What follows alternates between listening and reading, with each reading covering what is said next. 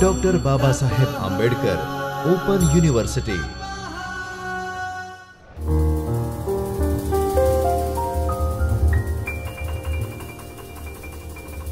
नमस्कार विद्यार्थियों, मैं हिंदू स्टडीज़ विषय में असिस्टेंट प्रोफेसर सौरभ कांत त्रिपाठी बाबा साहब अम्बेडकर ओपन यूनिवर्सिटी के चैतन्य स्टूडियो में आप सभी का स्वागत एवं अभिनंदन करता हूं। तो आज जो विषय है वो है भारतीय दर्शनों में प्रत्यक्ष प्रमाण की परिभाषाएं। पिछली कक्षा में हमने एक चार्ट देखा था और चार्ट के माध्यम से समझा था कि जो विभिन्न भारतीय दर्शन हैं उनमें प्रमाणों की संख्या कितनी मानी जाती है या कितने प्रमाणों की संख्या को स्वीकृति विभिन्न भारतीय दर्शनों के विद्वानों ने दी है। तो इसी के साथ इस क्रम में हम अब आगे बढ़ेंगे और अब हम देखेंगे कि भारतीय दर्शनों में प्रत्यक्ष प्रमाण की परिभाषाएं क्या क्या दी गई हैं। तो आइए शुरू करते हैं। अब आप देखिए, सबसे पहले आता है चारवाक दर्शन। तो अब आप देखिए कि चारवाक दर्शन के अनुसार विषय एवं इंद्रिय के संपर्क से होने वाला जो ज्ञान है वो प्रत्यक्ष कहलाता है। कोई एक विषय होगा और इंद्रिय होगी जो उससे सन्निकर्ष होगी, जो उसके समीप होगी। तो वो समझने के लिए, विषय को समझने के लिए एक इंद्रिय की आवश्यकता होती है। वो आवश्यकता क्यों पड़ी? तो वो प्रत्यक्ष प्रमाण को समझने के लिए या जानने के लिए पड़ी। ठीक है, तो अब चारवाक दर्शन के अनुसार विषय एवं इंद्रिय के संपर्क से होने वाला ज्ञान प्रत्यक्ष कहलाता है। अब आप देखिए इंद्रिय, इंद्रिय शब्द हम सुनते हैं तो आप देखिए इंद्रिय होती क्या है। आप देखिए आंख जिसे चक्षु कहते हैं, जिह्वा जिसे सामान्य भाषा में हम जीभ कहते हैं, उसके बाद नाक, नाक में घ्राण एक शब्द आता है। यदि आप पढ़ेंगे तर्क संग्रह पढ़ेंगे अन्नम भट्ट की, तो उसमें घ्राण जो नासिका के अग्रभाग में रहता है जिससे हम स्मेल पहचानते हैं किसी भी चीज की, तो वो भी एक क्या है, इंद्रिय है। उसके बाद आप देखिए त्वचा यानी स्किन, उसके बाद कान। ठीक, ये आपकी जो है इंद्रियां हैं।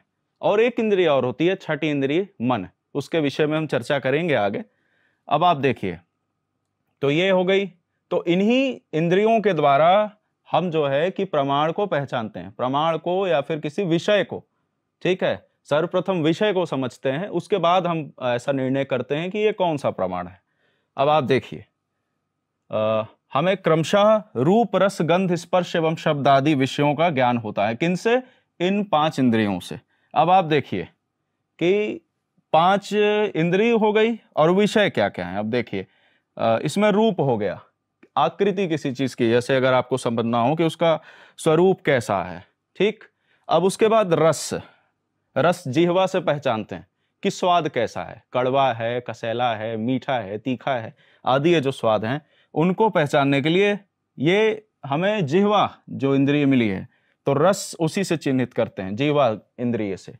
इसके बाद गंध, जो मैंने बताया था कि तर्क संग्रह में अन्नम भट्ट जो उन्होंने लिखा है तर्क संग्रह, वहां ये न्याय और वैशेषिक का ग्रंथ है। अब आप इसमें देखेंगे तो नासिका के अग्रभाग में घ्राण, घ्राण जो एक शब्द आपको मिलता है उसी से चिन्हित होती है किसी भी चीज की क्या, गंध, कि वो गंध से हम पहचानते हैं कि आखिर वो वस्तु क्या है। उसके बाद स्पर्श, तो स्पर्श के लिए त्वचा होती है। यदि हम किसी चीज को छूते हैं, यदि आंख बंद भी कर लें, छू कर हम बता सकते हैं कि ये क्या होगा, उसका जो स्वरूप है उसको हम मतलब इमेजिन कर सकते हैं। ठीक, अब उसके बाद आ गया शब्द आदि विषयों का ज्ञान होता है। तो शब्द, अब शब्द के लिए क्या है, तो कर्ण है यानी कान। ठीक है, अब आप देखिए यहां पे शब्द, शब्द गुणकम आकाशम, यदि आप पढ़ेंगे तो शब्द आकाश का गुण बताया गया है। तो उसी तरह से शब्द को पहचानने के लिए कौन सी इंद्रिय है, तो वो है कर्ण या कान। ठीक है, तो आप इसको ध्यान रखिए। हमने अभी चारवाक दर्शन देखा, अब आगे भी हम विभिन्न दर्शन देखते चलेंगे। आइए, अब चारवाक दर्शन प्रत्यक्ष को ही एकमात्र प्रमाण स्वीकार करता है। हमने पिछली बार भी वो जो फ्लो चार्ट एक देखा था विभिन्न दर्शनों का, उसमें देखा था कि केवल एकमात्र प्रत्यक्ष प्रमाण को मानता है। ठीक, उसके बाद अब इसके प्रतिष्ठापक यानी आचार्य कौन है, तो बृहस्पति। आपको बता दूं, बृहस्पति कहते हैं उनको, चारवाक भी एक नाम है।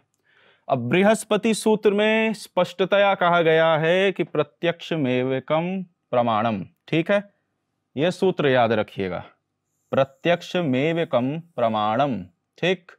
यह किसने कहा? बृहस्पति सूत्र में कहा गया। किसके लिए? प्रत्यक्ष के लिए, कि प्रत्यक्ष एकमात्र प्रमाण है। किसमें?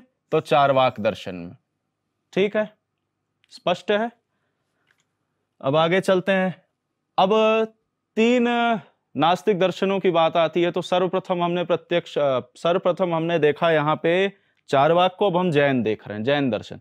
तो जैन दर्शन कितने को मानता है भाई? तो जैन की बात आएगी तो फिर यहाँ पे प्रत्यक्ष ज्ञान वह ज्ञान है जो मन व इंद्रियों की मध्यस्थता के बिना सीधा आत्मा से प्राप्त होता है।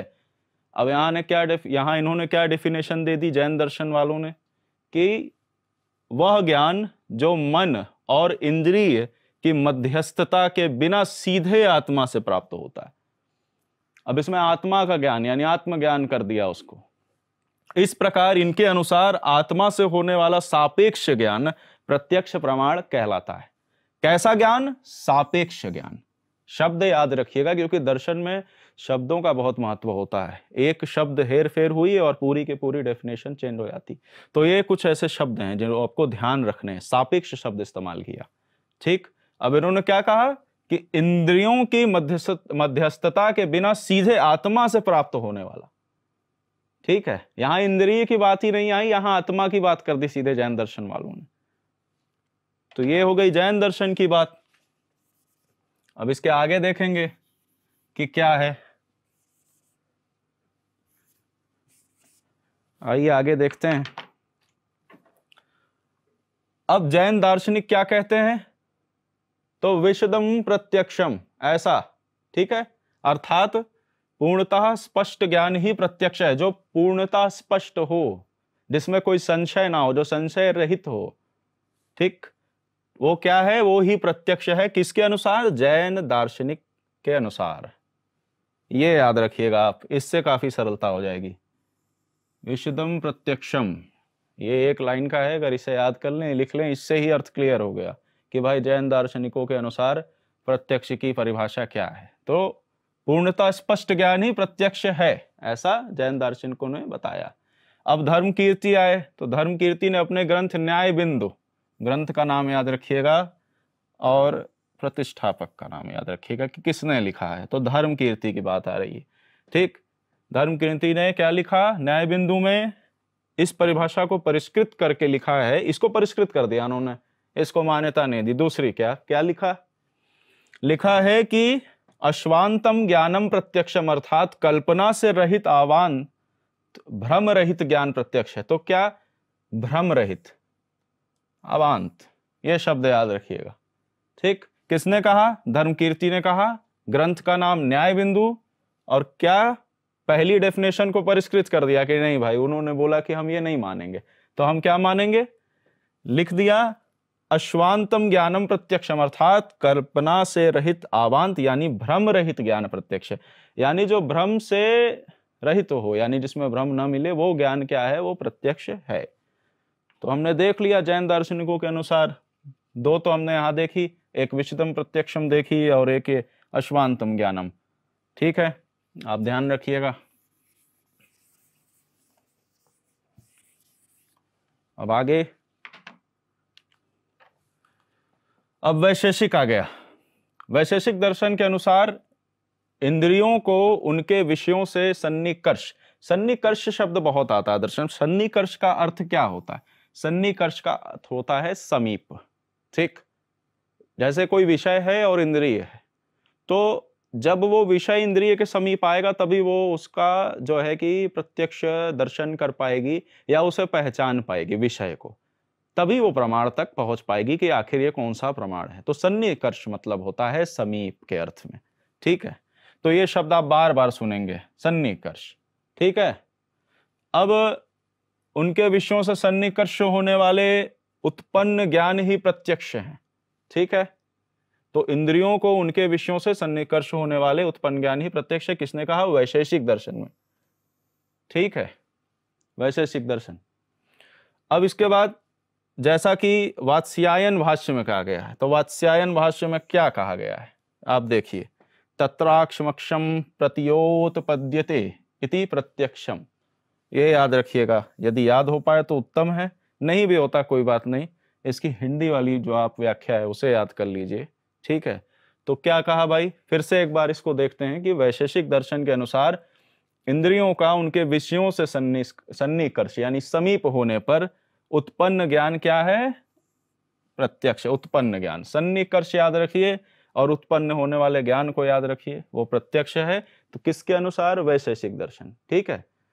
तो अब आगे इसको पढ़ेंगे कि इस दर्शन का नाम आखिर वैशेषिक दर्शन क्यों पड़ा, ठीक, जानेंगे हम इसको आगे जब विभिन्न दर्शनों के विषय में हम चर्चा करेंगे। तो वैशेषिक दर्शन के अनुसार इंद्रियों का उनके विषयों सन्निकर्ष होने पर उत्पन्न ज्ञानी प्रत्यक्ष है। और वात्स्यायन भाष्य में क्या लिखा, वात्स्यायन भाष्य में लिखा कि तत्राक्षमक्षम प्रतियोतपद्यते इति प्रत्यक्षम। तो ये हो गई वैशेषिक दर्शन पे चर्चा, और उसी के साथ हमने देखा वात्स्यायन भाष्य के विषय में। अब हम इसको आगे देखेंगे।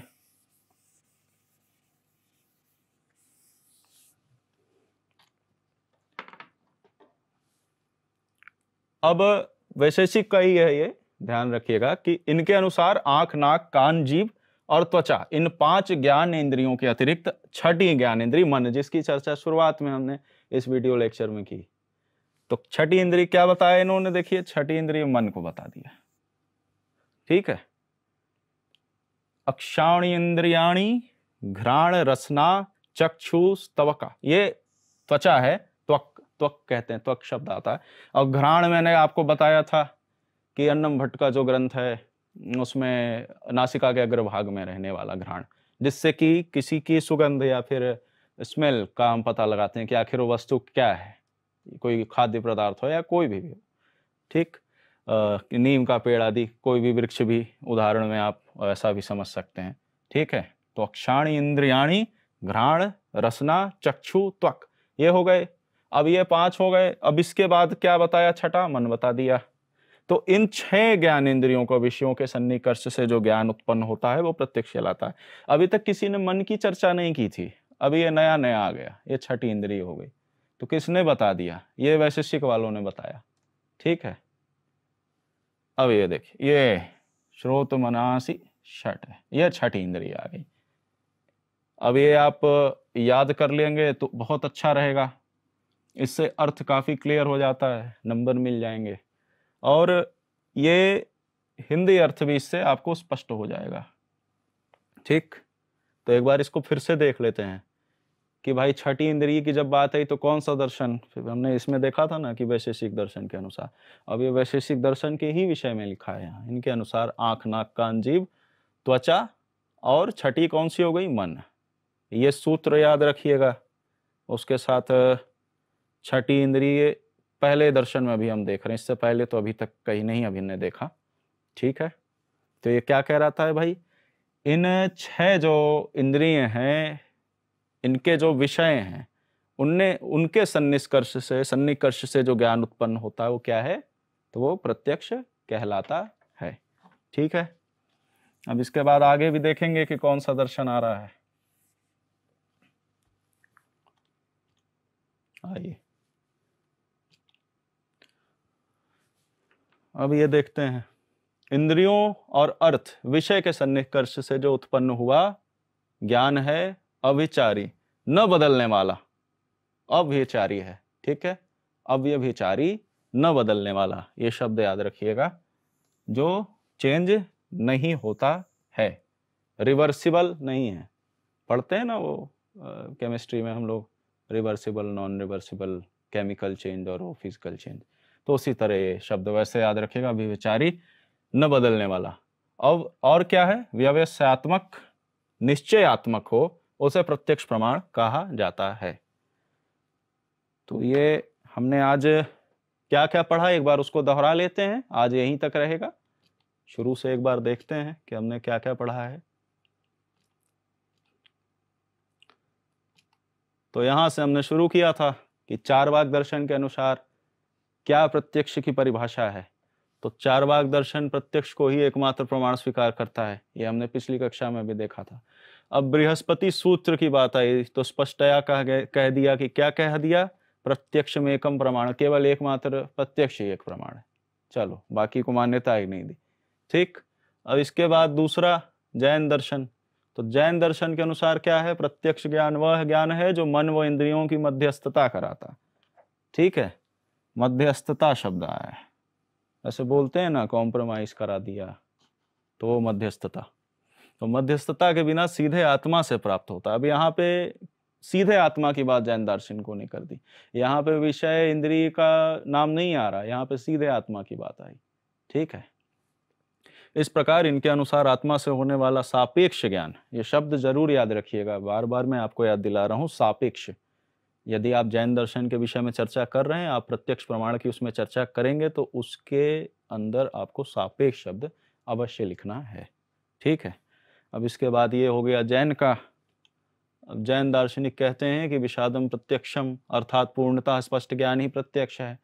ठीक, अब धर्म कीर्ति ने कहा कि नहीं भाई, ये नहीं मानेंगे। अब ग्रंथ न्याय बिंदु में क्या लिख दिया, अश्वांतम ज्ञानम प्रत्यक्षम, अर्थात कल्पना से रहित, अवांत भ्रम रहित जो ज्ञान है वही प्रत्यक्ष प्रमाण है। ठीक, ये भी याद करिएगा। इसके बाद वैशेषिक की चर्चा की, तो वैशेषिक में मात्र पहला अभी हमने दर्शन देखा जिसमें छठी इंद्रिय की बात आई थी। ठीक है, तो वैशेषिक दर्शन के अनुसार इंद्रियों को उनके विषय से सन्निकर्ष होने पर उत्पन्न ज्ञान ही क्या है, प्रत्यक्ष है। जैसा कि वात्स्यायन भाष्य में कहा गया, तो क्या कहा गया, तत्राक्षमक्षम प्रत्योदपद्यते इति प्रत्यक्षम। ठीक, अब इसके बाद हमने ये देखा कि इनके अनुसार आंख, नाक, कान, जीभ, ये त्वचा, और इसके बाद एक छठी इंद्रिय मन, श्रोत्र मनासी छठ है। ठीक, इन 6 ज्ञान इंद्रियों का विषय के सन्निष्कर्ष से जो ज्ञान उत्पन्न होता है वो कौन सा ज्ञान है, तो प्रत्यक्ष ज्ञान है। ठीक है, अब इसके बाद इंद्रियों और अर्थ यानी विषय, अर्थ से विषय समझिएगा।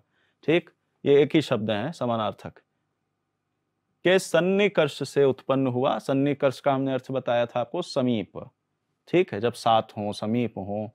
ठीक है, तो एक दूसरे पर आश्रित हैं, ऐसा कह लीजिए, इंटरडिपेंडेंट हैं वो विषय और जो आपकी इंद्रिय है। ठीक, जब ये सन्निकर्ष होते हैं, समीप होते हैं, तब जा करके हमें प्रमाण कौन सा है ये पता चलता है। तो अभी प्रत्यक्ष की चर्चा चल रही है, तो प्रत्यक्ष प्रमाण पता चलता है। ठीक है, उत्पन्न हुआ जो ज्ञान है तो अभिचारी न बदलने वाला और व्यवसात्मक निश्चयात्मक हो, उसे प्रत्यक्ष प्रमाण कहा जाता है। ठीक है, तो आज के लिए इतना ही रखते हैं विद्यार्थी मित्रों, अब अगली कक्षा मिलेंगे, तब तक के लिए नमस्कार एवं धन्यवाद। स्वाध्यायः परमः